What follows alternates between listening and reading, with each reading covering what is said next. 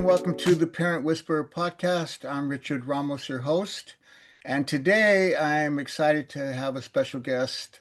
Her name is Cheryl Pankhurst, and I met her, I don't know, I guess it's been a few months ago, and she was gracious enough to have me on her podcast. But I wouldn't want to introduce her to you.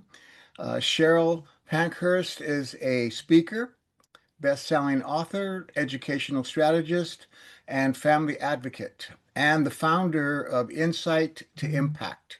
With over 25 years as an OCT certified educator in special education, she helps parents of teens navigate school systems, understand diagnosis, and advocate confidently with IEPs and high school transitions. You're going to have to explain what all these alphabets are. She is also the host of Parenting Teens Advice Redefined for Today's World, a podcast that brings the real, often unspoken challenges of raising teens into the open, offering honest conversations and practical strategies parents can actually use. Cheryl, welcome to the program. Thank you, Richard. I'm so excited to be here. Nice to chat with you again. Yeah, it's really good to see you again. I forget, I don't know how long it's been that we Yeah. met, but it seems like time is just flying by. And at the time, I told you that my podcast, I was just doing audio, but that I wanted to progress to where we're at today. So you're my second guest this year. Yes. Oh, I'm honored. I'm so excited. I'm glad you got this off the ground. You have lots to share. So, Shell, start by, I mean, you do so many things, and as I read in your bio, but start by just kind of giving us a feel for, your background and kind of Mhm. how you got started and into the work that you're doing now. Yeah, I spent 25 years supporting kids with very significant needs in high school, from learning disability to very severe element of autism. And just loved it. Was my jam, 100% amazing. And it's funny, I didn't realize until not that long ago that I made this change, this really significant change around my career when 2020 hit. Hmm. Like literally a month after the pandemic hit, because my job at the time was very much crisis management, in person, putting out fires, and I loved it. And then the Google Classroom and online education started very quickly. And my kids, I call them all my kids, had no interest in getting on a Google Chromebook with me and talking about math questions. So my job it turned very, very different. And so I switched into a different, not a different career, but into a private school. I got an idea of what that system was like, but there's a common thread there, and that is there's parents out there who, number one, are dealing with these major teen challenges. And it is all new, uncharted territory for us. When our kids were young, it was about curfews and video games. And now it's an onslaught of social media and 24/7 access to external input. And so many things that as parents, we have no idea how to navigate. So the podcast was one of those reasons where we could sit down and parents don't feel alone. And it also allowed me to take an early retirement, because being in a system, there's a lot of wonderful things about the public school system and private school system. And there are things that need to be disrupted.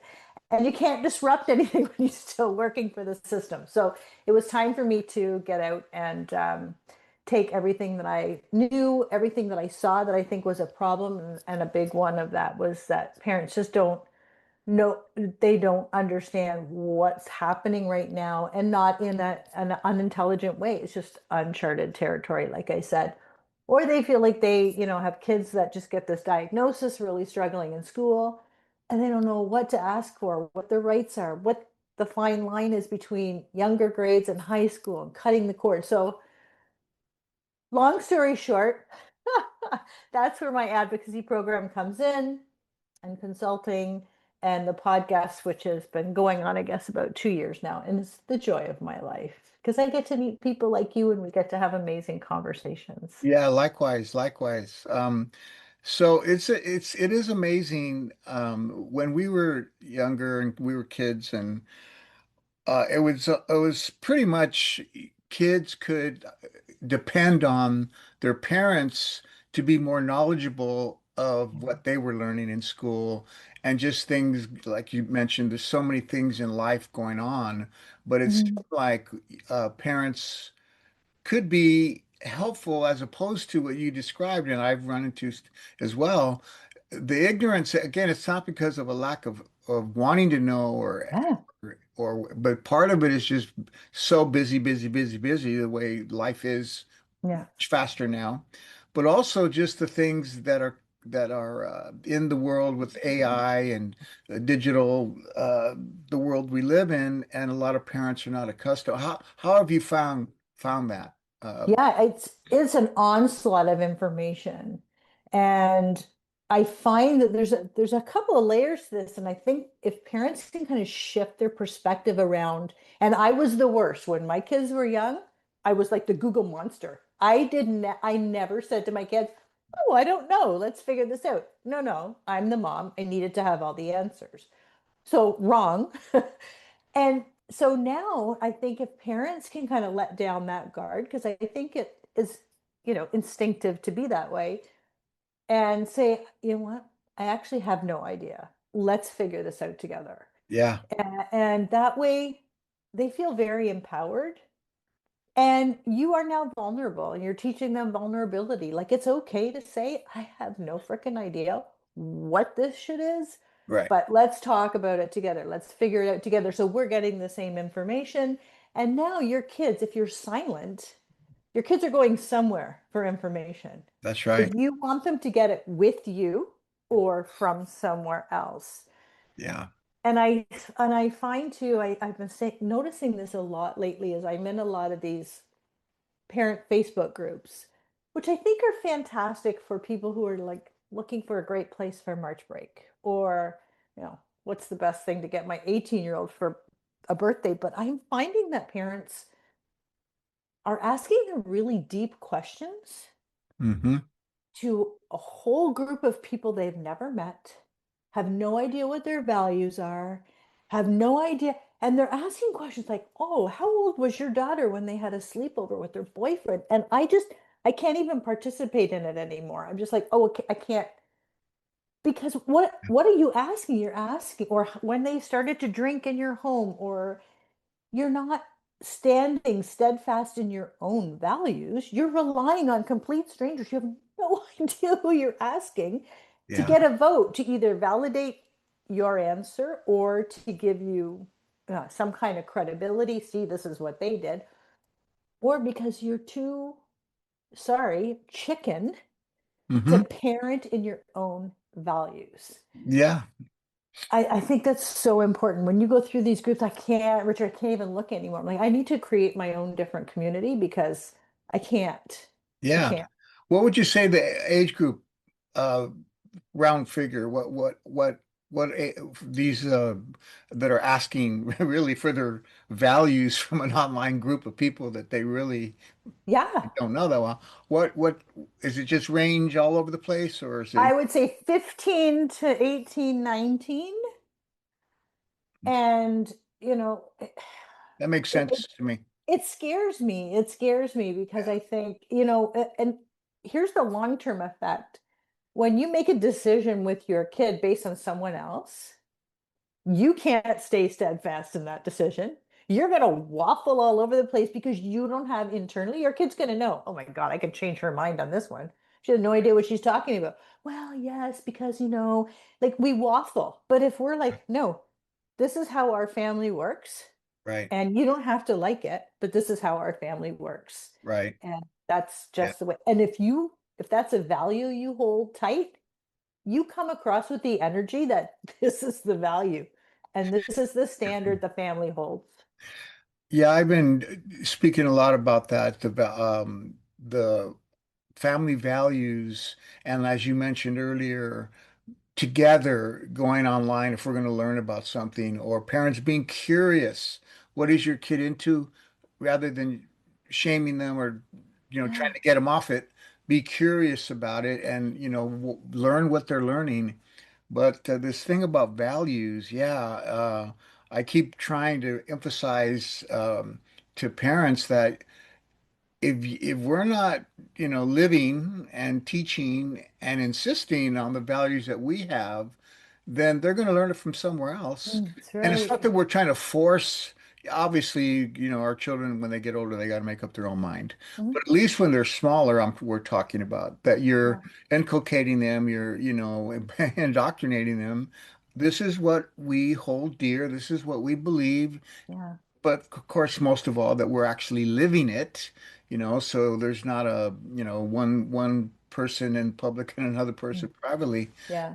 But I totally agree with that. It's so important. I want to ask you this too. When you're working with parents, have you found any barriers of trust? Do they really receive from you, or is there pushback, or what have you found that way as far as their openness to receiving whatever counsel or whatever advice you're giving them? Well, I think by the time they come to me, they are open to something. And in my first call with parents, sometimes it is not a fit, and that's okay. But it's me really trying to establish what is your goal here? Like, what is it you actually want? What are you looking for your kid and yourself? And I think you can get you kind of get the side glance when you say, well, it's actually it's not them, it's you. And you get that little bit of a side glance, but then when you understand that that's actually where the magic happens, because we as parents have control into saying, oh, okay, maybe it is me, and I can change that. Can't change our kids. We can guide them, we can coach them, we can instill values, but can't change them. But we can change the lens to which we look through when we're parenting, and even little things like, why am I constantly yelling at this kid? Like, and then I go to bed and I think, oh my God, I shouldn't have yelled. What was I yelling? Blah, blah, blah. And then you get up the next morning and it's, 51st dates, you're yelling again. But if you can go back and say, hey, well, like something triggered me here. And a sock on the floor should not be collaborative with the outburst I had. Yeah, And then we can go right. back and say, well, do you think maybe, like for me, I yelled at the kids when they were young, and I started realizing it's because I didn't feel like I had a voice at home when Yeah, I was little. I right, wasn't. So now it's like, wait a minute, I'm the big person now. I get the voice, and you're still not listening to me. Oh, that's not acceptable. right.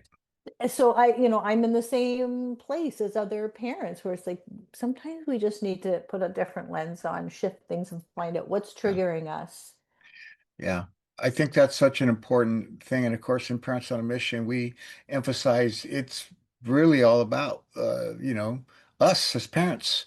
And as I've said, most parenting classes are trying to teach the parent how to fix their kids, and Parents on a Mission is about helping us deal with ourselves, fix ourselves, heal ourselves, help ourselves, because so many of us raised in different ways, maybe traumatic experience, domestic violence, or divorce, or just things that we went through in those days, and then we bring that to the parenting, our parenting, and then it doesn't always work out so well because we got all this junk that we need to deal with. So you're right. I mean, Yeah. parents, if they can make that shift, that's an important step in growth. Yeah, and give yourself grace. There's like parents do everything they can with love and good intention. We understand that. There's never a judgment or a shame when we talk about this. We've all been there. Yep. So that I think that is a first step. It's like, oh, this is what I did. Okay, I can forgive myself. There's obviously something else there. Give myself some grace Yeah. and then take the next step forward instead Yeah. of staying in the vortex because that's not helpful. Yeah, it's important to be kind to ourselves, you know, Yeah. and we're gonna make mistakes. I've made more than I want to admit. But the thing is learning, learning from them. I wanted you also, Cheryl, in your bio here, um, explain what you mean, or for maybe some that don't know, what OCT certified, what does that entail? That just lets people know that I am a certified teacher. Like I have taught in high school as a call in the College of Teachers. Some people are like instructors, and it comes with a certain credibility that I had boots on the ground in the field. So that's what that is. Yeah. And the IEPs? That's an individual education plan. So what happens is when a student gets a diagnosis, then we take this diagnosis, this assessment, and we create a support plan that's individualized for the student.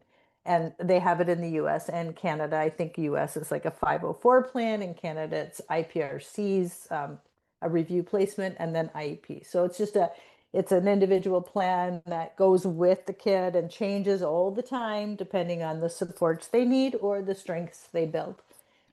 Right. And how aware and or involved are parents in that individual plan, if at all? It's in the elementary grades, grade 1 to 8. I feel like they get way more involved, which is great. And I think there's this fine line between, well, it's grade 9 now. They got to learn. But we don't do that transition. We just like, oh, cut the cord, see you later. And I think transitions for kids, especially those with a diagnosis, are very important. It's very repetitive. But if we can be proactive in that transition from grade 8 to grade high school, from high school to university, college, we are really proactively setting them up to learn how to advocate for themselves eventually, where you can cut the cord. But Yeah. it's a slow process. And if parents can kind of take on like, yes, you're parenting, yes, you're making the rules, but in the case of kids and their education, can we now be more of a coach Yeah. and allow the kid to be the star quarterback? But we're here. We're here Right. to help you with the plays. We're here if you, screw up and drop the ball. We're here, but we're not here to fix it. Right. We're here to help you Right. fix it yourself. How do you think, where do you think it went wrong? How do you think you fell off here? And I got your back, but we do this together. And then eventually the kid doesn't need you anymore, which is great. Right. But Right. it's advocating with your kid as opposed to for your kid once you get into the higher grades. And it's such a skill to give them. Now, you mentioned earlier that there's some good things with public schools and private schools, but there's also some Yeah. things that need to be fixed or changed. What what would you what are those things, and how would you advise parents as far as their relation or knowledge of what's going on in the public schools or private schools? I think, in the public school system, and it's a wonderful system, but there are some things that get, very political in the upper, in the board. And so there becomes this whole buzzword situation. So new people come in, and it probably works like this politically too, but I don't know the politics. But new people come into the board, and this is the buzzword, and we're changing everything, and this is what's going to happen. And it goes for 5 years, for the length of the stay that that administrator has. And then it switches, and then they change all the buzzwords, and they put all this money into it. And it just becomes the same thing, 51st dates, where parents, you know, need to understand that it's all the same through line. It's all like it's different words and different language, but it's all the same through line. But you still have very much control over your kids' education. And it also involves, I think a lot of parents just hang on to it and don't say anything and don't say anything and don't say anything. And then in May, their kid is failing, and now they're going to the president of Canada. Like they're just going to the top. I think being very proactive in your communication is very, very helpful. So when you're first getting into high school, you're first meeting teachers, it's a quick email. This is who I am. This is who my kid is. This is how they learn. And when you go to all the meetings, you go together. And it's also really important to say, what is your best to the teacher? What is your best form of communication? I want something regular, whether it's once a week, every other week, an email, a phone call. Set everything ahead of time Yeah. so So, that you now have something in writing. And teachers get busy. I get it. They get 30 kids, and 25 of them might have an individual education plan. right. But if you're being proactive, your kid is now on that teacher's radar, period. And if you set a precedent of this is my expectation, it doesn't have to be a story. It's a Friday, end of the day, things went well this week, missing art assignment. Done. Now you're on top of things. Yeah. It's when you take a back seat and you wait for the teacher to communicate with you. Yeah, maybe they should be. But if they're not, and you're just taking a stance, well, it's their job, it's Yeah. your kid is the only one that suffers here. Yeah. No, that's right. You know, That's right. yeah. And then you're at home saying, I paid the taxes, they should be doing this. Be careful how you speak about the people who you are sending your kids to stay with for 6 hours of the day. Yeah. Right. So I think there's a lot of language and and I know parents can get fired up. That's where an advocate comes in, but they can get fired up and not like just get to the point where I don't know what to say and then it's a blow up and then nothing can be repaired. Whereas if you're being proactive, if you're taking a stance, well, it's their job. It's this, well, essentially, no, it's your job first, Right. That's right. and do it with your kid.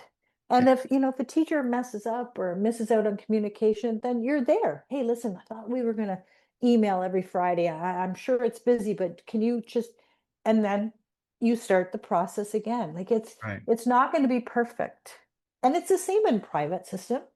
In private system, there's a little difference in the fact that it's a much smaller population, but it's the same, like I said, it's the same common through line, like Mm-hmm. communication, being proactive and advocating with your kid and not for your kid is so valuable.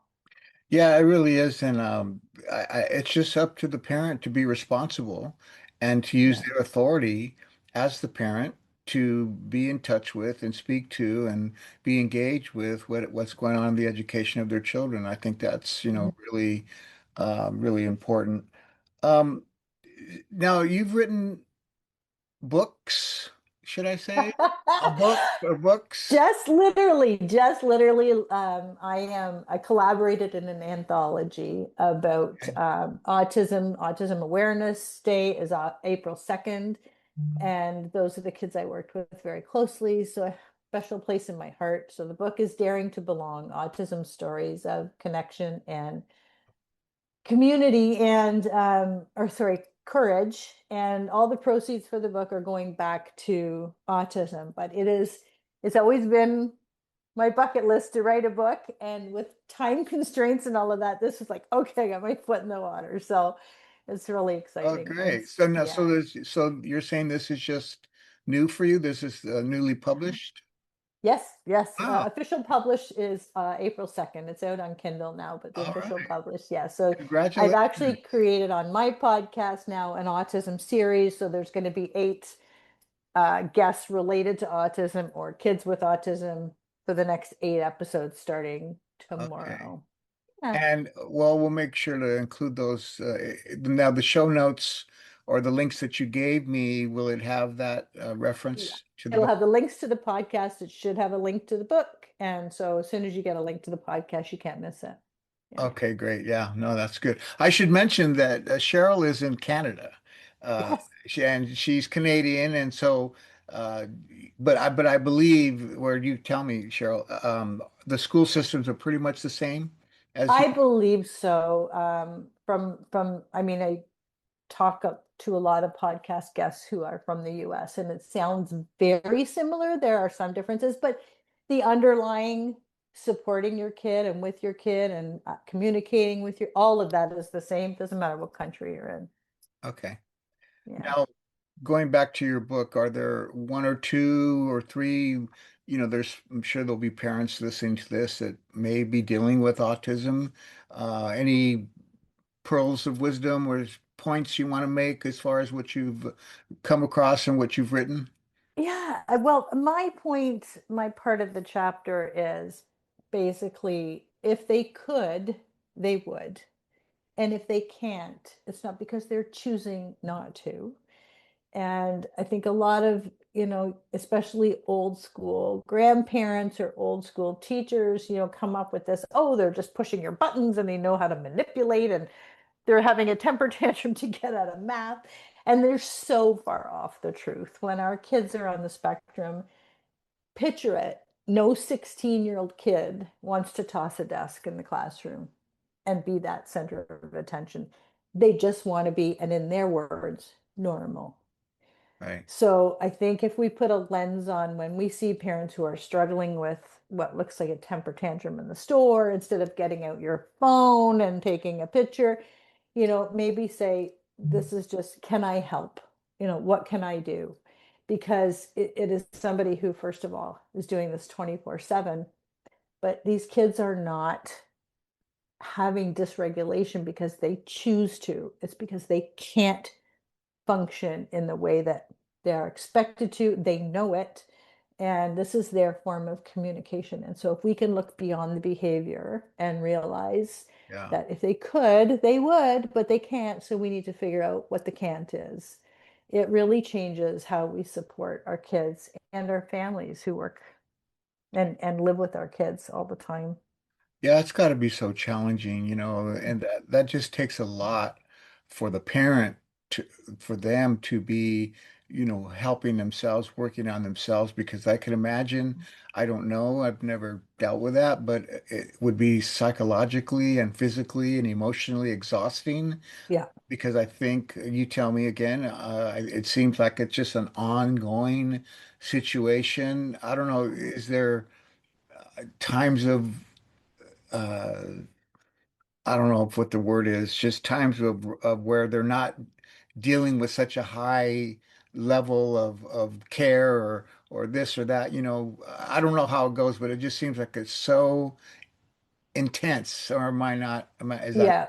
Well, and we would only notice the intensity in the event of the intensity. So yes, at home, parents do have the calm. They do have, the storm and the calm. But I think a lot of it too is our parents can feel very isolated. Those are the parents that drop the kids off at school and know they're going to get a call. Come and get them. Come and get her. They couldn't handle it. yeah, And yeah, so this is how they spend their day on the edge of their seat. Maybe they lose their jobs. Maybe they don't have a relationship anymore because this is their life. So wow. I think when if we can't help another parent do that, we can at least have some empathy Yeah, yeah. instead of the whole judgment look that Judgment. can Yeah, come that's with it. terrible. It's hard. Yeah. My son is in special education, and he works with kids that are really challenged. And man, he has told me some stories of, like you said, they have to call the parents and again, and it's really sad, but it is the reality, and at least they're trying to provide education for these, high profile, high needy kids, and Mhm. it's really a challenge. So, and that's at school. So at Yeah. home, I just think for the parents, since you and I are, advocates for parents, just what resources there are for them, and so I think that your book will be one of those. Mm. I hope so. Thank you. Yeah. Now, on your podcast, Parenting Teens Advice Redefined for Today's World, what got you to start that and what is, what's the message that you're really wanting to get out to mom and dad? Well, essentially, we can't parent the way we were parented. And like I said at the start, it's uncharted territory. So these are the conversations that I have experts come in and talk about AI, and we talk about screen addiction, and we talk about disordered eating and sextortion and things that our kids can be exposed to that we sometimes parents don't even know what to ask. They don't even know that this is a situation. True. And so if we are having these conversations and there's no filter on these conversations, like we just say whatever needs to be said because it needs to be brought out, um, parents, number one, are not feeling alone. And number two, now they can start having these conversations at home, wondering, huh, is this happening in your school? Like, is this happening in your friend circle? And start learning how to have those open-ended, comfortable, safe conversations instead of, how was your day? Fine. What'd you do? Nothing. Okay, nothing's wrong. I'm out. Really learning how to communicate and reconnect with your kid, especially over topics that we just have no clue are even out there, what the risks are from some of them. So we bring all that to the surface with experts like you and other experts that we talk to, and it's it's incredible. I think parents kind of going, "Oh my God, I had no freaking idea." Okay, now you do. And Yeah. now you know how to talk about it. So it's great. What are you seeing, or what are you saying, or what's the conversation around AI and parents? I just actually did an interview with one of the experts, and he brought up an issue that kids are actually feeling a lot of guilt around this AI because they want to use it, but then they don't want to get caught cheating, but then they know, and I thought, you know what? Me too. Because when Right. AI first came out and I started this podcast, oh, I thought this is interesting. And then I would have people say, oh, they just copy artists. That's terrible. It's copy infringement. They shouldn't be using it. And so I stopped. And then I thought, oh, wait a minute. There's a lot of people are using this. So I was getting the proper prompts and really being able to use my voice, but just put it in a coherent, Right. space. Right. Right. And for parents who have kids who are neurodivergent or ADHD, this makes things very accessible because you can just put a whole brain dump in there of what Right. you want to say, and then just say to I just use my voice, use my words, just put this in a coherent style so my Right. teacher can evaluate it.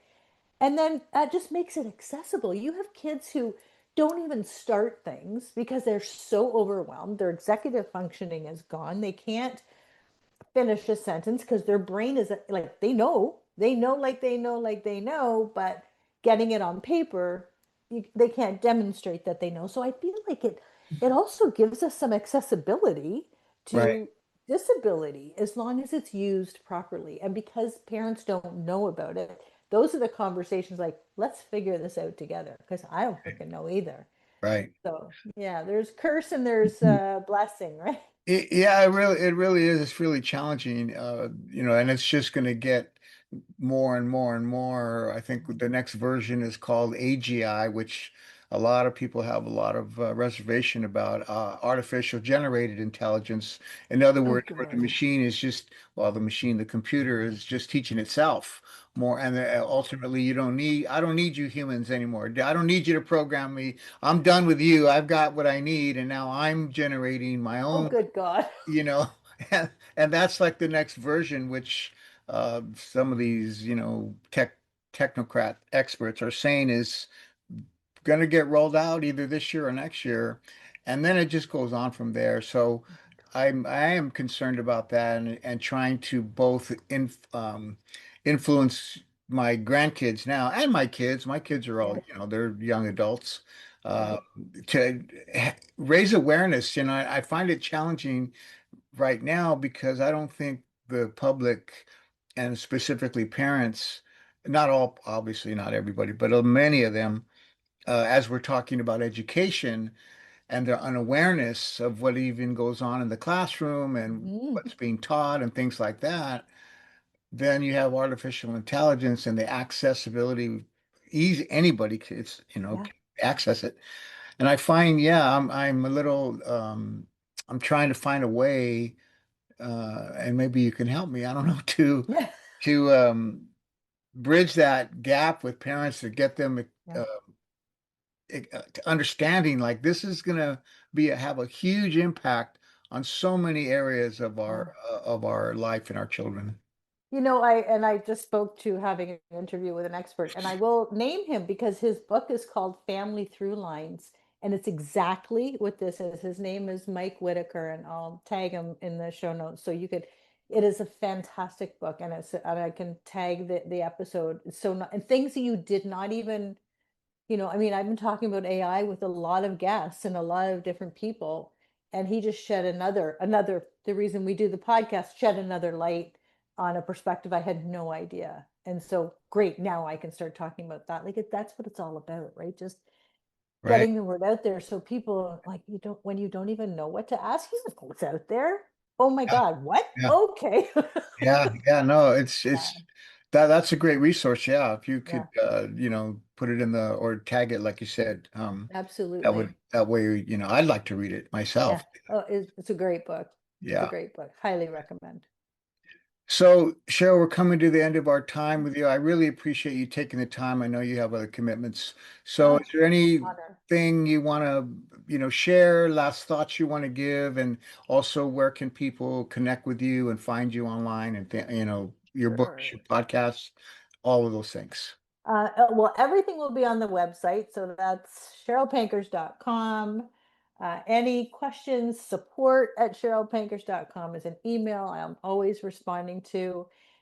Everything else would be in the show notes or attached to my website. I just want to say to parents who are sitting there thinking, I am like, listen, parenting is so effing hard. It is the hardest thing you Challenge. will ever do, hands down. So if you're sitting at home thinking, oh my God, I yelled again, or I'm failing and they're not listening, or I have no connection. When you are listening to these podcasts, when you are reading the books, you're not failing, you're still trying. That's right. So I hats off to you. I'm telling you, the only time it's easy is when they're sleeping. And then when they're up the other 36 hours a day, it's effing hard. I'm with you. So, keep reaching out to these podcasts and the books. And I'm telling you, you're doing a great job. If you're even asking the questions and seeking help, you're doing a great job. Give yourself grace. Give yourself grace. I love it.